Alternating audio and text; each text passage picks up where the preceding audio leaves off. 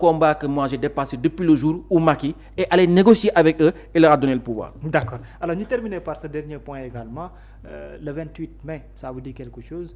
Rendez-vous pour un dialogue politique au Sénégal. Déjà l'idée, ça vous dit quoi exactement? Mais c'est bien parce que c'est ça la norme.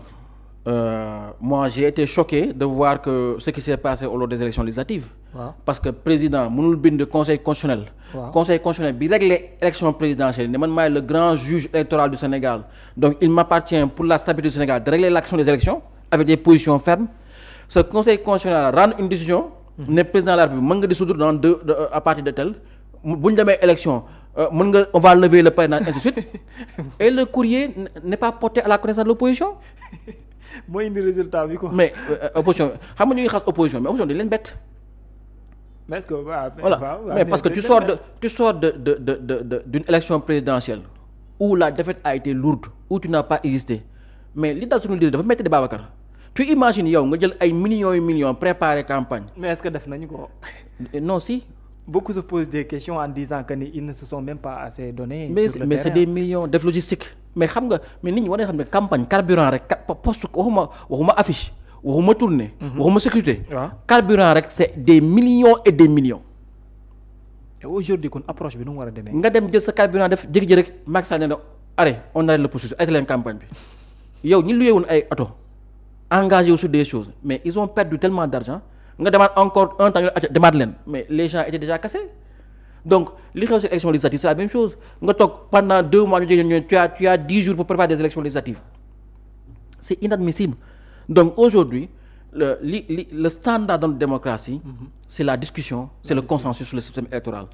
Il y a beaucoup de choses qui doivent être faites. Peut-être le parrainage, le fichier électoral, et je pense que c'est important parce que la vérité qui m'est dite, c'est que la dernière fois qu'il y a eu des morts dans ce pays, d'où c'était quand? C'était en 2012. La dernière fois qu'il y a eu 80 morts, c'était en 2021. Avec le truc. Donc le grand problème de notre pays, c'est quoi? C'est la politique. Il faut stabiliser le problème. Dafa dem ba nga xamante ne, et c'est assez choquant d'ailleurs, les 80 morts du processus électoral prennent le pas sur les autres morts. Man Ndar bi ma dëkk. dafa amoon problème benn année. Inondation comme ni mu amoon ni à la rentrée avec les crues là. Mais qu'est-ce qui s'est passé? Le gouvernement a pris une solution en disant que on va créer benn brèche de 2 mètres pour que ndox bi dex bi jàll ci géej gi après mu passer. Mais brèche boobu tey ça fait 17 kilomètres. mu changer tout l'écosystème de la ville du département mais brèche boobu tey rey na 600 personnes identifiées. C'est-à-dire am na ci dëkk bi ay doomu Ndar doomu Guet-Ndar yoo xam ne chaque jour bu ñuy xëy seen bakkan mu ngi ci xot gerte 600 personnes yu dee ci brèche Saint-Louis bi mais ñooñu kat moo leen di dédommager. Est-ce que c'est leur faute? C'est la faute de l'État? Mais personne n'en parle. Et on a l'impression que les 80 morts du processus électoral sont beaucoup plus importants que ces 600 morts-là. Mais c'est la manière également. Et c'est ça qui est injuste. Et j'ai envie qu'on revienne. La politique n'est pas faite pour tuer. La politique n'est pas faite pour insulter. La politique, elle est faite pour inventer des devenirs, pour inventer un avenir.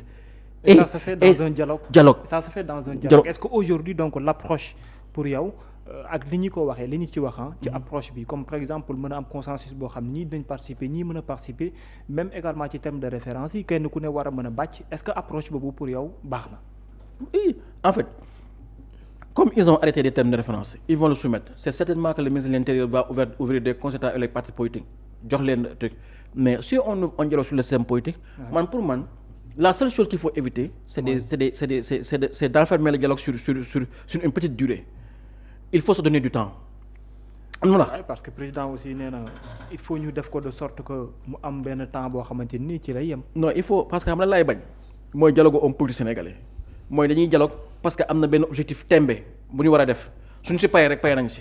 C'est comme par exemple bi ñu defee dialogue ñu ne def dialogue pendant une semaine génn ne bon dialogue bi jeex na jubóo nañ si lii jubóowuñ si lii mais jubóo nañ si l'élection du maire au suffrage universel direct par exemple mais loolu mooy indi tey un maire comme Ahmed Aïdara peut être maire sans être majoritaire dans son conseil municipal moo indi des difficultés dans certaines mairies alors que on a déconnecté le conseil municipal du poste de maire alors que ce qu'on aurait dû faire c'est de dire que à partir du moment où le maire est élu au suffrage universel direct c'est que à partir d'une certaine majorité on va en deuxième tour Tu vois ce que je veux dire?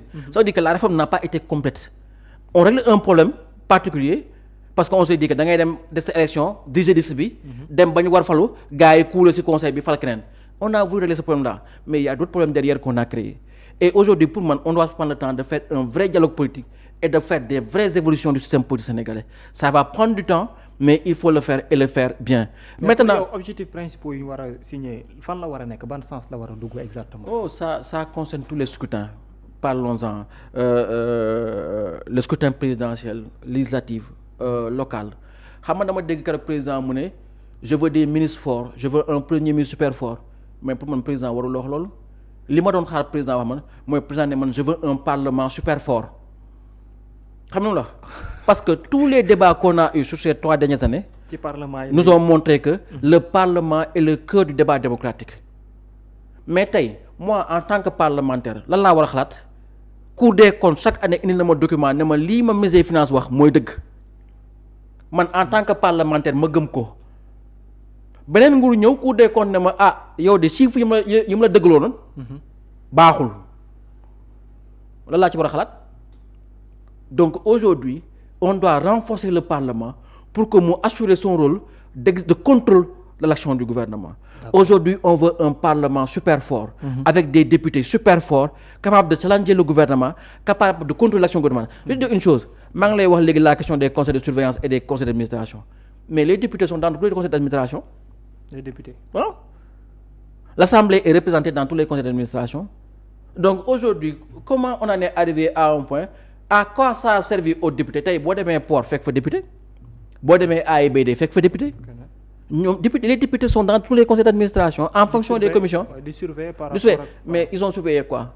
Ils ont pas vu ce qui s'est passé à l'AIBD, ils ont pas vu ce qui s'est passé au port, ils ont pas vu le président de la commission finance et à la CDC, ils ont pas vu ça. Donc ça veut dire que aujourd'hui réflexion bi président indi moi je ne veux pas des ministres super forts tant qu'on n'a pas des départements repensés. Je ne veux pas un premier ministre super fort parce qu'un premier ministre super fort c'est un président. Non, lui il parle dans l'exercice des tâches quoi en fait. Non, ça peut pas exister dans le schéma qu'on a. Xam nga li ma la wax. Dans le schéma qu'on a, on n'a pas de crise de légitimité. Quand les deux s'entendent très bien, ils peuvent réorganiser la tâche. C'est comme à un moment en France quand le président Macron est arrivé, il a été choqué par le comportement de Valls de tout ça vis-à-vis de Hollande. Ba Hollande bàyyi. Bu Hollande bàyyi xam nga moo tax Hollande bàyyi n'a pas fait de second mandat. Parce que Hollande a eu une cohabitation à l'intérieur de sa majorité. Tu vois ce que je veux dire? Mais tu sais quand Macron est arrivé, comment il a corrigé ça? Il a dit lii dootu fi amati. Comment on fait? Sur les grands dossiers de l'État, le premier ministre et le président ont un seul conseiller. Ça veut dire que le président et le premier ministre travaillent sur une seule note. Donc dans l'organisation du travail, ils peuvent créer des couloirs de transparence parce que la fonction de président de la République est une fonction qui isole. D'accord. moo tax ngay dégg ay faucon ak truc dafa am sama benn xarit bi doon fréquenter Ablaye Wade da ko doon seeti dimanche et tout dama doon ne Abba dëgg président du poste bu ñuy jox xale parce que le président est un homme seul qui ne travaille que sur des notes xam nga lu ma wax. af 2012 afficité dama waxtaan ak Nicéphore Soglo. Nicéphore Soglo dafa ñëwoon Dakar fii il était maire de Cotonou Nicéphore Soglo dafa jógee président du Bénin après nekk maire de Cotonou. mu ñuy expliquer la différence qu'il y a entre maire et président. mu ne j'ai senti le pouvoir quand j'étais maire parce que j'étais proche de mes administrés parce que quand tu es maire on dit lampe bi tàkkul wala mbel bi dafa salté et tout mu ne c'est ça la réalité mu ne alors que quand tu es président c'est abstrait tu ne parles qu'à des conseillers et tu ne reçois que des notes. Donc aujourd'hui je ne peux pas accepter qu'un président me dise que je vais non dans l'organisation de l'État on peut corriger ça. Surtout quand il y a une confiance entre les deux. Ça n'a aucun sens. Par contre, j'aurais bien aimé entendre le président dire je veux un parlement super fort. Parce que c'est quand un parlement est fort que le débat démocratique est organisé. C'est quand un parlement est fort que l'action du gouvernement est contrôlée à sa juste valeur. Alors, Abba, il sera, si jamais bu dialogue amoon. Si l'occasion se présente, damay dem. Tu sais pourquoi? Parce que loolu décision boobu maa wax de sama bopp. Xam nga bi ma bokkee groupe parlementaire Yewwi. Waaw ñu xëy. waa Pastef dàqu ñu si biti man dama def sama autocritique dama ne yi ñu fi def yëpp lu ko fi jaroon je parle de l'installation de l'Assemblée où au nom de Yewwi on est là à mener des combats pour la démocratie et tout xam nga lu ma la wax ñu jógee foofu le groupe parlementaire moi j'étais membre du bureau suñ ne veut des corps constitués l'Assemblée mais quand tu es membre du bureau de l'Assemblée tu as rang de ministre c'est au nom de ça que tu as un salaire différent des députés c'est au nom de ça que l'Assemblée prend en charge ton chauffeur xam nga. c'est au nom de ça que tu as une dotation de carburant supplémentaire xam nga lu la wax. ñu ngi wax ni que assemblée bii passe jënduñu ay oto ce qui est faux. ils ont acheté des véhicules pour les membres du bureau. ay membres du bureau mais pas. pourquoi membres du bureau yi ñan la woon daanaka presque. non les membres du bureau c'est les 8 membres du bureau. les 8 vice-présidents. oui les 6 secrétaires élus. les 2 questeurs et les 14 membres de président de commission. ça fait ba pare nga boole ci le président et le personnel de l'Assemblée ça fait déjà une quarantaine de véhicules. et sur les 100 et quelques. les 100 et quelques ils ont pas commandé pour eux. donc ça veut dire que au bout du bout c'est toujours des véhicules. mais lan moo tax membre du bureau di am ñaari oto di am benn berline ak benn oto député c'est parce qu'il a rang de ministre mais bi ñu nekkee membre du bureau ñooñu dañuy dem def vœux corps constitué c'est-à-dire présenter nos vœux au président gars yi ne non du ngeen pas de contact avec Macky. le président de l'Assemblée dafay dem Touba. waaw Yewwi Askan Wi Yewwi Askan Wi le président de l'Assemblée day dem Touba màggal nuyu ji xalif bi non du ngeen dem dañuy dem Tivaouane du ngeen dem on a respecté tout ça. lu ñu décidé yëpp yéen Yewwi. respecté d'accord en tant que député mais bés ba ñuy dàq est-ce que dañu xool ne non lu xam lu ñu dàqee. benn coow bu am mairie de Dakar entre Abass Fall ak Barthélémy Dias mais ñoom dañu fàtte ñun suñu taxawaay. ak tous les principes ak tous les combats qu'on a menés et on a vraiment impacté la vie du groupe am ci liggéey bu am solo mais bu loolu weesoo. boo toobee da ngay def sa autocritique man dama def sama autocritique ma ne comme da ngay mener sa ay combats par principe def ci loo ci warul def ci loo ci war a def xëy bés ñu dàq la man de Abba Mbaye xaw ma sama carrière politique fa lay yem. waaw mais amatul benn événement wala ak lu mënti xew luy jël dessus c'est ma posture institutionnelle. à chaque fois que sama posture institutionnelle daf may imposer benn taxawaay dama koy respecter. politique war du taxati. non politique dootu ko taxati. kon yaa ngi xaar aussi dans l'opposition ñu am tam même démarche. man moo tax man. waaw sama dernière année assemblée. quand on a eu une délégation marocaine bu ñëw fii ñu war dem nuyu ji président de la République c'était le président des chambres du Maroc ñu war dem nuyu ji président assemblée ñu ne ma Abba en tant que coordonnateur des non inscrits moi bi yaay coordonnateur da nga war bokk ci délégation bi. mais je suis allé mais ma demee fii waa parce que lu ñu waxul amul waaw Abba dafa dem palais Macky def ko recevoir baat moo ko yónni peut-être c'était pas que man wax naa sama kilifa mu ne ma qu'est-ce que tu veux faire man ne ko sama kilifa à partir de maintenant man xaw ma ban fonction la existé mais moi Abba Mbaye aucun combat politique opposition politique dootul féete kaw sama taxawaay institutionnel. d'accord donc lu ma war def dama koy def mais la preuve tey nii quand il a fallu présenter des vœux à Diomaye mais Aïssata Tall Sall demul. loolooy élégance loolooy élégance républicaine donc aujourd'hui tey bu ñu wootee dialogue ma mën ci bokk noo fi soog naan waa ñun ba ñu wootee dialogue dañu ne ay traite lañ non je suis un acteur du champ politique je suis un acteur du débat politique. là où on doit parler politique démocratie parler du Sénégal je dois y être c'est ma position personnelle ku mu neex na nga xalaat leneen. l'opposition loo koy conseiller. je conseille à l'opposition di. mais Khalifa Sall moom kii ci politique moom dina dem. parce que moom suivant également je ne peux moom mooy coordonnateur FDR je ne peux pas parler à son nom. bokkatu moom mais tànk bi mu mos a am ci vis-à-vis dialogue. li mu mos a je sais que c'est un républicain. et il y sera.